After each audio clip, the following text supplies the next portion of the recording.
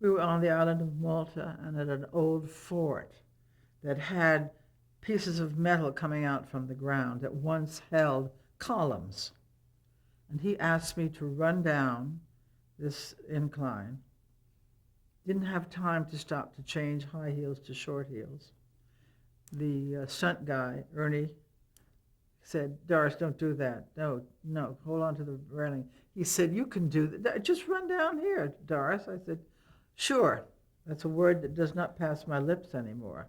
So as I ran down, sure enough, my heel caught one of these pieces of metal, went sliding, bloody, ankle swelling. And Seymour came to me and he said, do you think you broke it? And I started to cry and I said, I don't know, I don't know, I don't know. He said, okay, next scene.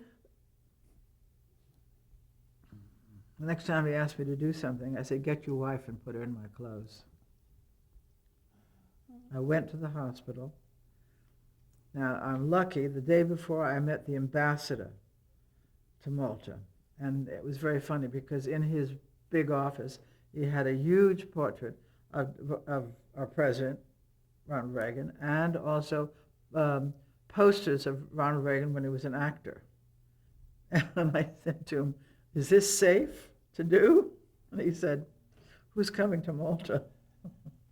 But because I had met him, they told me I had broken my ankle, and somehow I didn't believe it.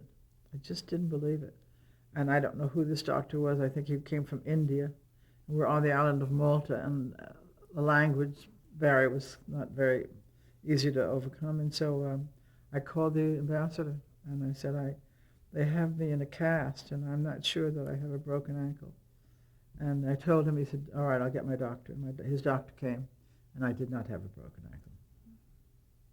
But I had a really strained one, and that was crazy. So that was Malta.